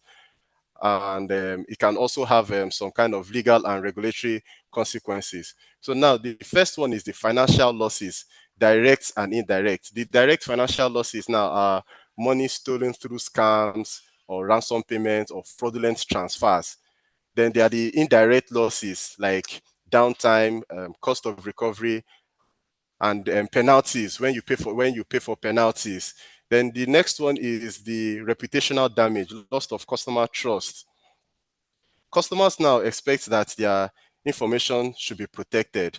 Now, a data breach can lead to a loss of customer confidence, and in some cases now, it can also lead to long-term damage to your brand. The third is the legal side. If an SME now is found to have exposed sensitive customer information due to negligence, it may face some kind of regulatory sanctions, especially under the Nigerian Data Protection Act, the NDPA. And lastly, we also have the cyber incidents that disrupt business operations. When your systems are down, your emails, your portals, your e-commerce sites, your business can't function properly. And this can lead to frustration and loss of funds and revenue. So now the bottom line is this now. Cyber incidents, they don't just affect IT, they affect your whole business. That is why cybersecurity must be treated as a business priority and not just a technical one. Now, while this threat may sound overwhelming, the good news is that you are not alone in this fight because financial institutions like our bank, they play a critical role in helping your SME protect against cyber threats. First, we continuously invest in building and maintaining secure banking platform, which includes strong encryption, secure mobile and banking apps, and also robust back-end systems that ensure the safety of your financial transactions and sensitive information. Also, we have advanced fraud detection systems that monitors all your transactions in real time. Our systems can identify unusual activity like sudden changes in your transaction behavior or your login locations. And then it can also trigger alerts or stop any suspicious transaction before any money can leave your account. Then also, we also believe that customer education is just as important as technology. That is why we organize sessions like this one, sharing the latest information on threats and giving practical steps that the business owners can apply immediately to protect themselves. And finally, we also help our customers stay compliant with the data protection laws by offering secure platforms and guidance. We support in meeting obligations like the NDPA, PCI DSS, and other applicable standards. Because at the end of the day now, cybersecurity is a shared responsibility. And as your financial partner, we are committed to standing with you in this journey. Now, let's talk about what the SME owners and the business leaders can do to better protect your business. Because while technology plays a role, human behavior is still the number one factor in preventing many of these attacks. The first and most important is regular staff security awareness training. Train your staff regularly. Many cyber attacks, they succeed not because of technology failure, but because someone clicked on a malicious link or responded to a fake email. And simple awareness training, like teaching your employees how to spot phishing emails, how to verify payment instructions, how to use secure passwords, can stop many attacks even before they start. Now, the next is to enforce strong password policies and use the multi-factor authentication, the MFA. The MFA is just an extra layer of security that requires users to verify their identity with something more than just a password. And it works with three factors: something you have, something you know, and something you are. The something you have or something you know is your PIN or your password. The something you have is your phone, like maybe a one-time password or a code sent to your phone via text message or to your email. And then something you are is your facial recognition, biometric, or retinal scan. So now this simple practice now can block any account takeover in case your password or your PIN gets compromised. And finally, now always make sure to regularly back up your critical data. In case of any ransomware or system failure, having your recent and secure backup means that you can always restore your operations quickly without having to pay any attacker or to suffer any long outages. Now, the truth is, cyber attacks are preventable when basic security measures are in place. You don't need a huge budget, but what you do need is awareness, discipline, and consistent practices. Okay, so in Africa, there was a report that 10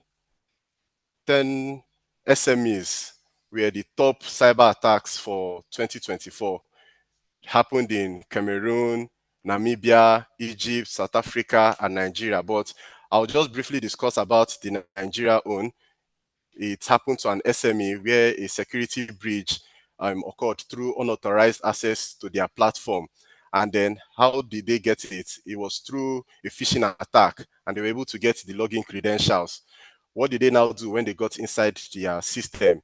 They made some transactions to various accounts, and they made it small transactions, what they call micro transactions. They didn't divulge large sum of money at once. They were sending it in chunks so that the money would go undetected. Now, what did I take from that incident that happened in that SME? It was just human error through phishing. The person went to give out his credentials, and then also the business did not have proper access controls. And then I also believe they also lack MFA.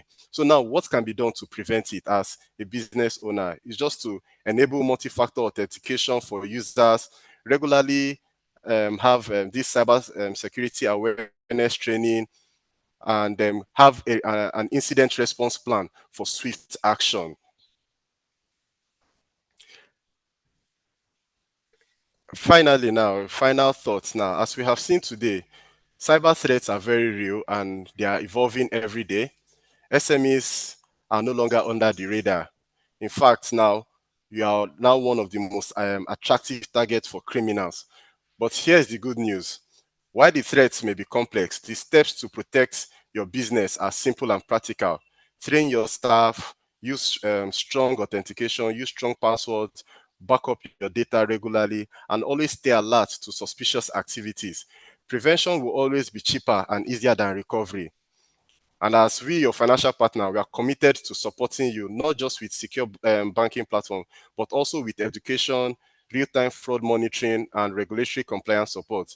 Cybersecurity is no longer just an IT issue. It's a business survival issue. And together with awareness and partnership, we can build stronger and more resilient businesses that are ready to thrive in today's digital economy.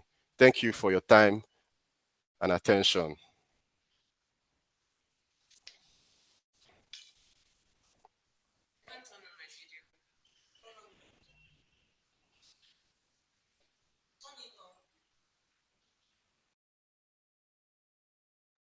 Okay, thank you. Thank you so very much, Johnson. That was really an amazing session. And I want to believe that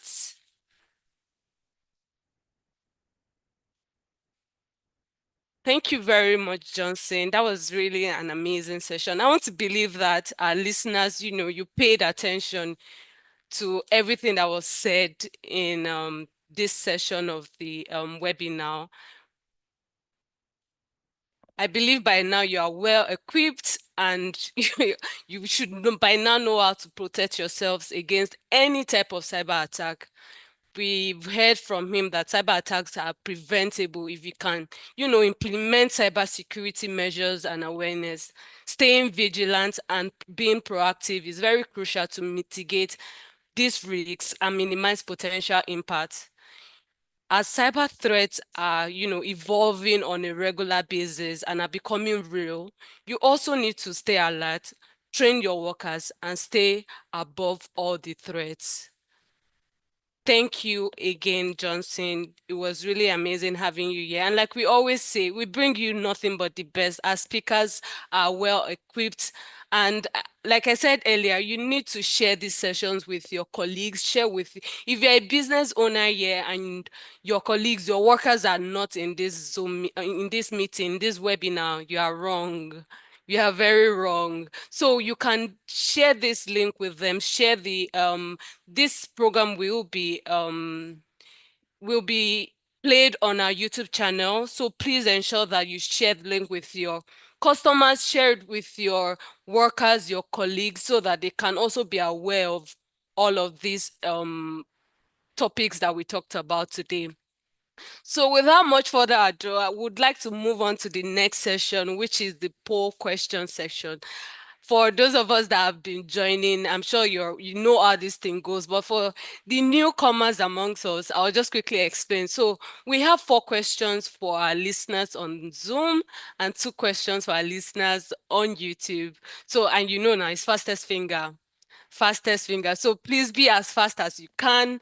There are gift prizes to be won. So I'm sure that's a good motivation. Look out for the question. I won't read the question so I don't distract anyone. Make sure that you answer as quickly as possible. So we'll be starting with our participants on Zoom. We'll get the questions will be coming up shortly. So please get your key parts ready. Yes, our first question is up on Zoom. So please, read quickly and tick your answers. You know that it's the correct answer stands to win, gift prizes. So good luck.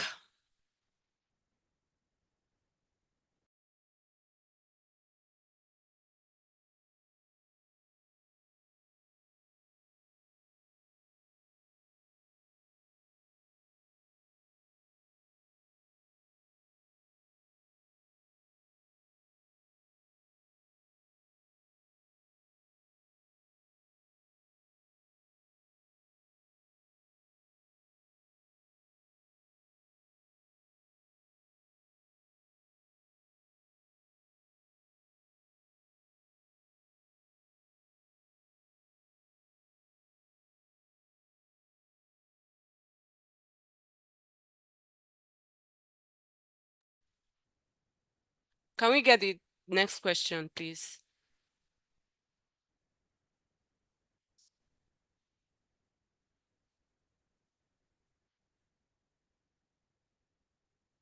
I hope we are answering. Remember, fastest finger.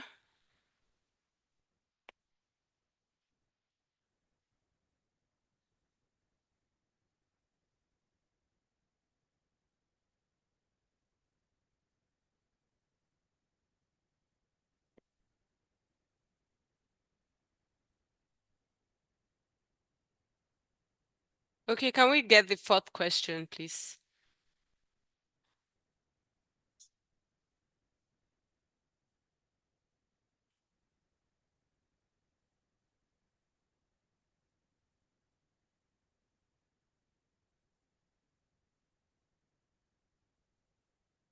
Mhm.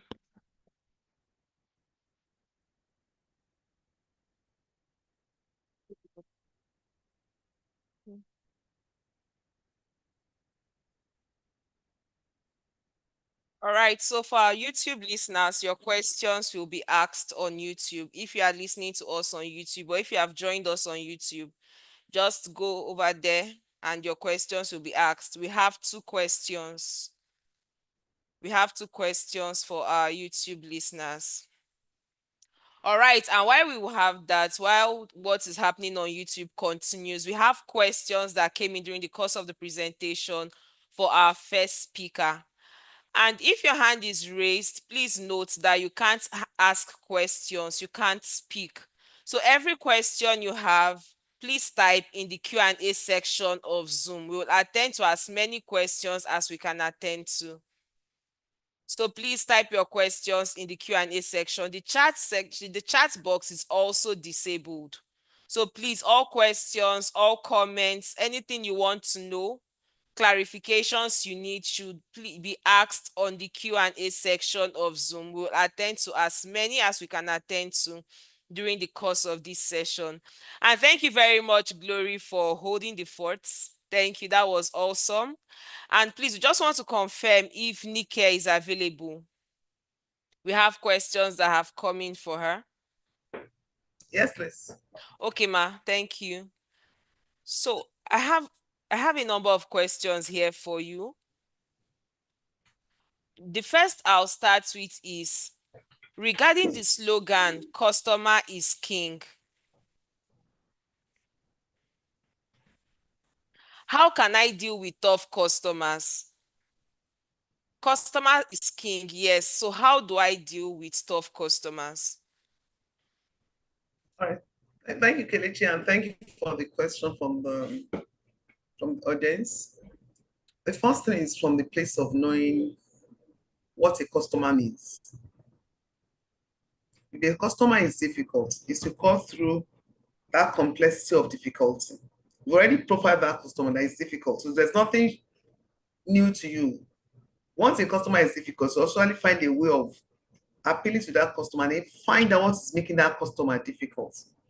Because difficult customer to you might be the best customer to another person. So it's to know exactly what's making you find that customer difficult. Is the customer seeing you as adding value, or is thinking that he's paying so much and is not getting value in exchange for the money he's given for the items or the services provided? And there's what we call emotional intelligence. It comes from the angle of if a customer has an issue with you, it's not for you to, when a customer is upset, if a customer is upset, you can't be trying to explain or force your opinion on the customer at that time. That's say, oh, I've heard what you say, please. Can we talk about this later, or can I get back to you? So you go back and research what exactly is making that customer difficult.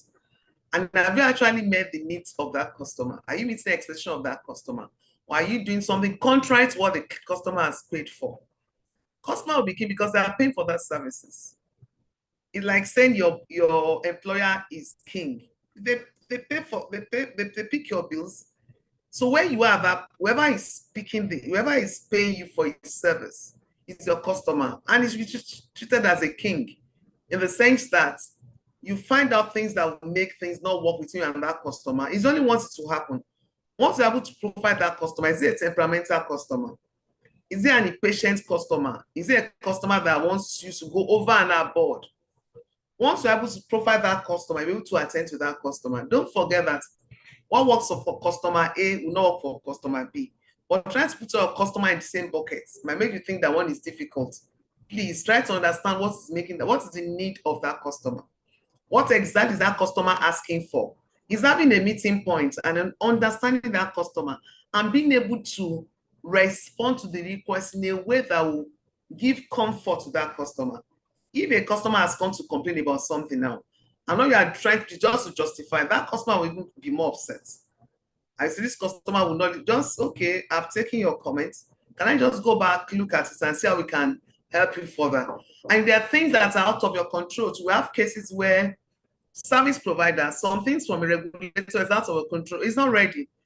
And the client wants it now.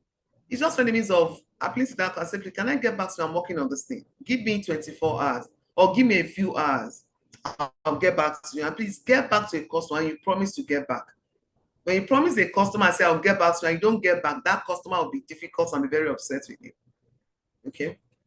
I hope that has answered the question. Thank you. For me, yes, I think so. It did. Thank you, Ma. So the next question is, how can SMEs balance maintaining brand trust while evolving their offerings to meet new market demands? How can SMEs maintain brand trust while evolving their offerings to meet new market demands? Okay, I will say, let's take it from the issue of the values of that brand. Are you a brand known for integrity? No matter the evolving trends around you, your values do not change. And then quality does not have any name, whether you are evolving or your existence. If you have integrity and you have quality, it will be part of your journey. But I have cases where people start with high value, high ethical standards, not cheating the customer, not giving wrong data, not trying to circumvent the system and all those things. And that brand that's just something that is not really so ethical or not that really in the interest of the customer. They want to join and said, if they can do this to make money, I can also do it. So I would say your value proposition and also service delivery, quality and prompt attention to your clients are the things that will retain your brand trust and brand loyalty. Those things your values should not change in business. What you know for is what you should be known for. Your quality should remain. Your ethical standard that you operate should be there. Let there be integrity. Let there be value-driven service to the client. Whether you are evolving or you're already established, those values do not change. And that's what you are known for. And then you earn trust based on the values the clients have been used to, or what they know you for. Your reputation in the market. Nothing should change it. Yes, Ma. All right, Ma. Thank you.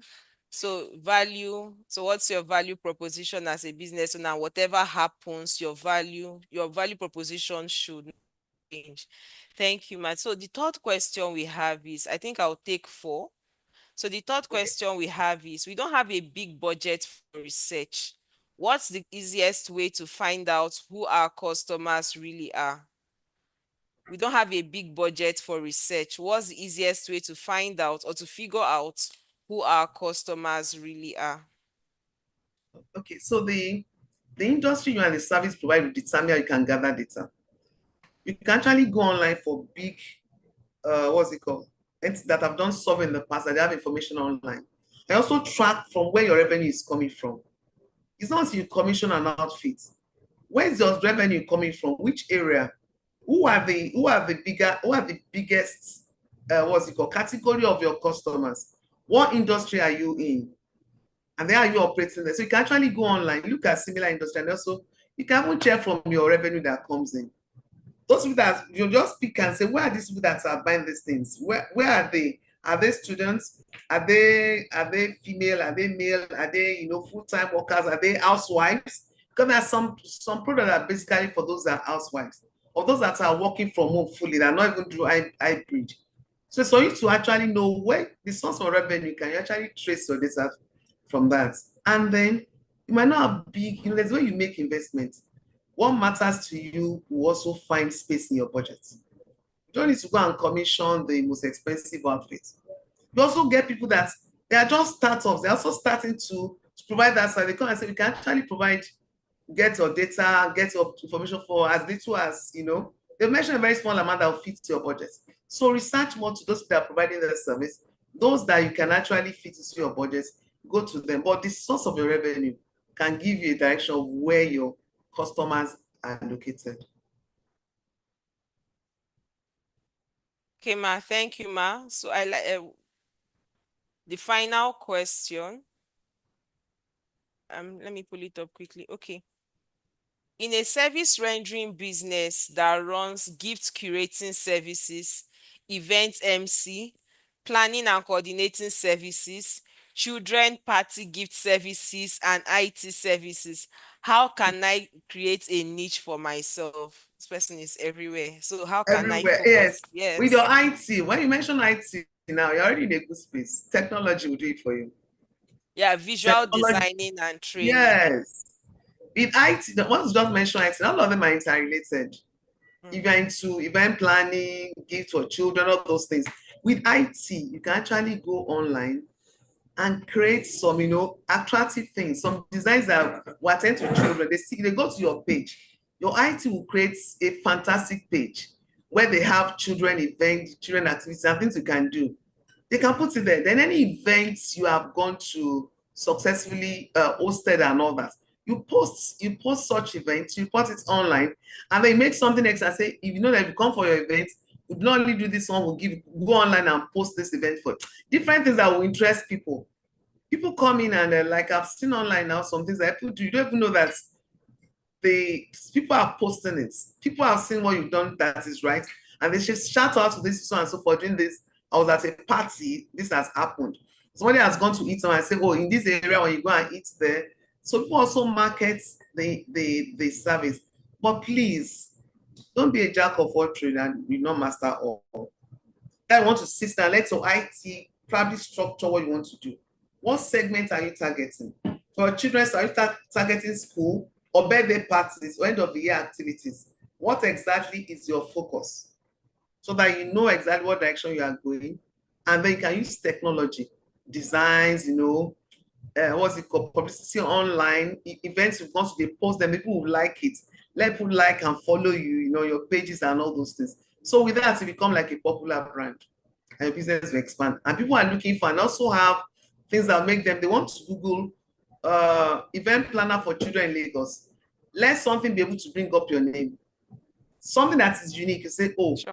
last Children's Day, we went so and so for children, so and so pictures of them, we are looking for so and so, come to us. So that when they Google requests, your name should come up. And technology will help you do that. If your IT sector is very active.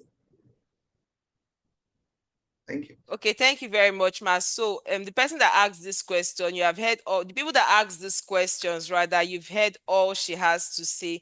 She has responded very well to your question. So please, if you have further questions, like you have follow-ups, you can reach out to us, sme@zenithbank.com, and we'll relay all your questions to her. But she's a consultant. She works with KPMG.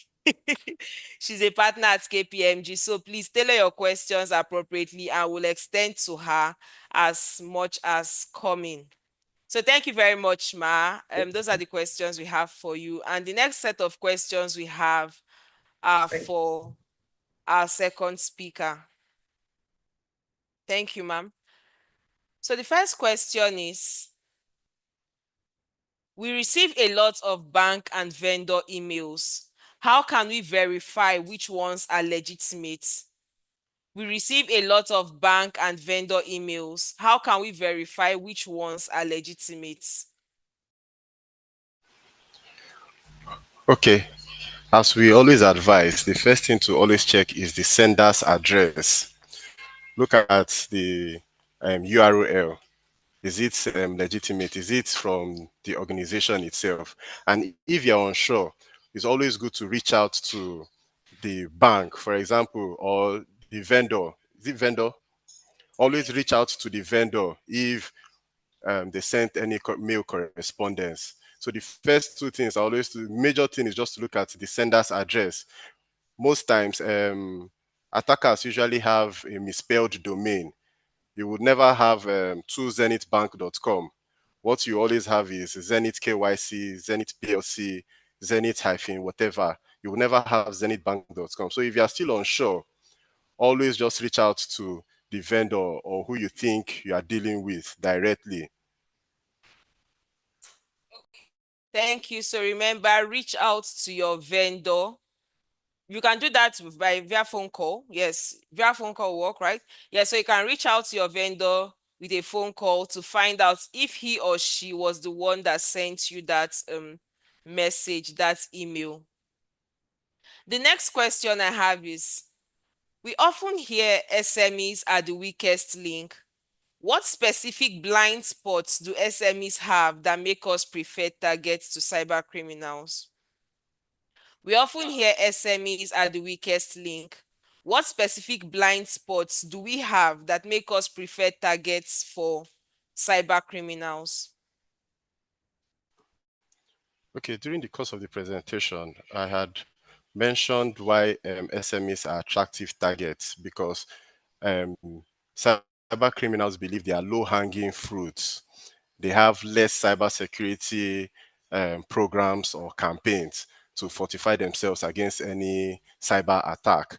And they don't usually have so much budget to carry out any cybersecurity campaign. So they believe that if they can infiltrate into SME network, they can always use that same link or that network to gain access into a larger organization.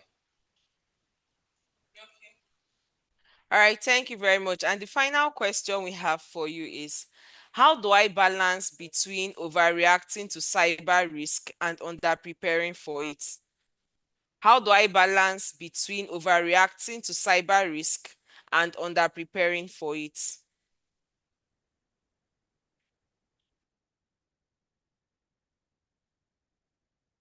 Sorry, how do I balance between over preparing? Sorry, let me quickly pull it up. How do I balance between overreacting to cyber risk and under preparing for it?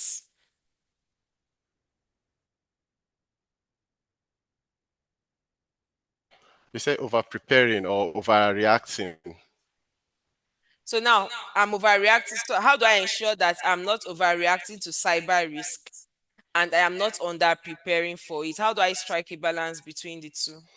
You cannot overreact to cyber risk. The only thing is you will always prepare for it because you don't know with which angle they want to come in from. So you want to fortify all your defenses. You're not overreacting because each day they evolve.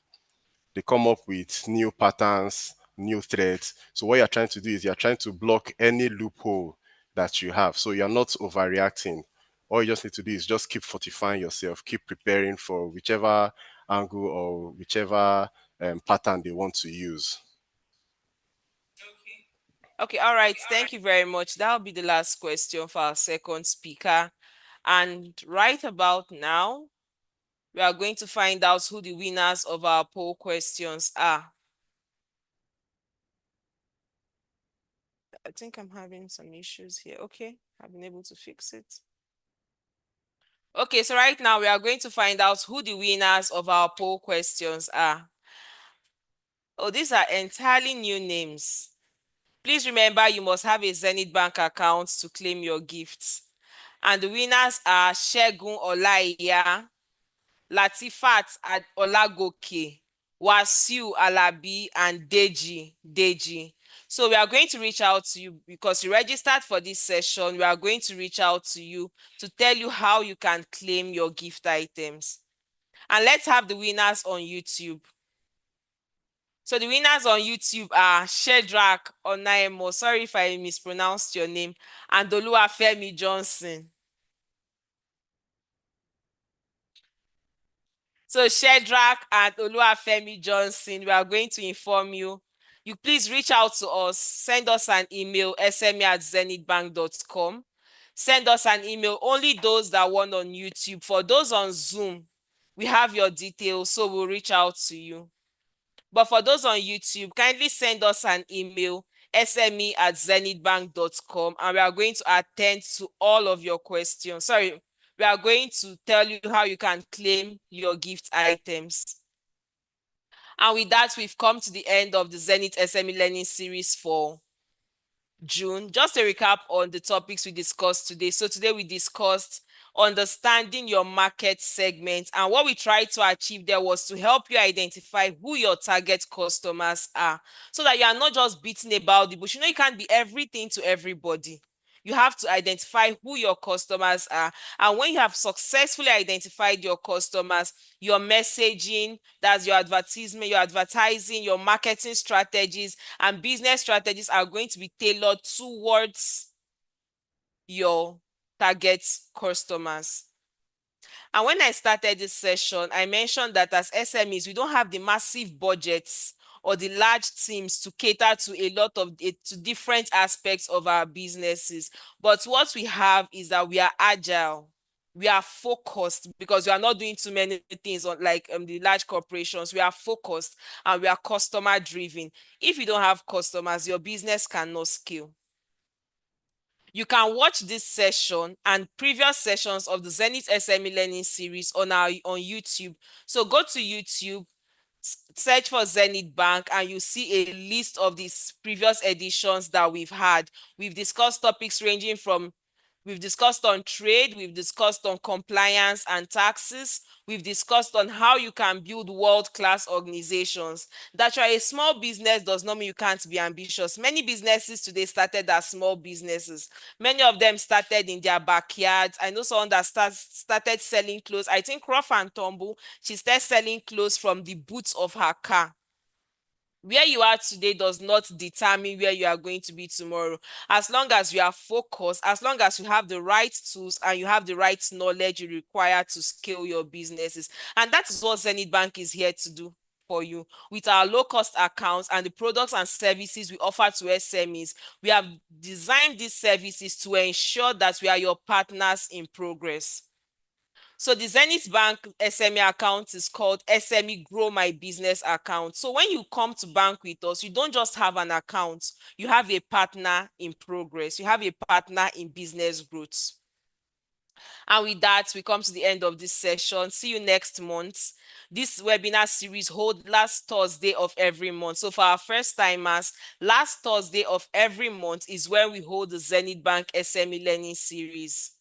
Our deepest appreciation goes to KPMG. Thank you, Madam Nike. Thank you, Forma, for being with us today, and to the entire staff of KPMG. Thank you for supporting us and what we do at Zenith Bank. We thank the executive management of Zenith Bank for this opportunity to reach out to our SME customers and support their business growth. We thank the IT team, retail banking, and digital marketing team. So until we see again, the InfoSec team, that's our cybersecurity team. Thank you very much. So thank you very much, and see you last Thursday in the month of July. Have a great month ahead. Bye.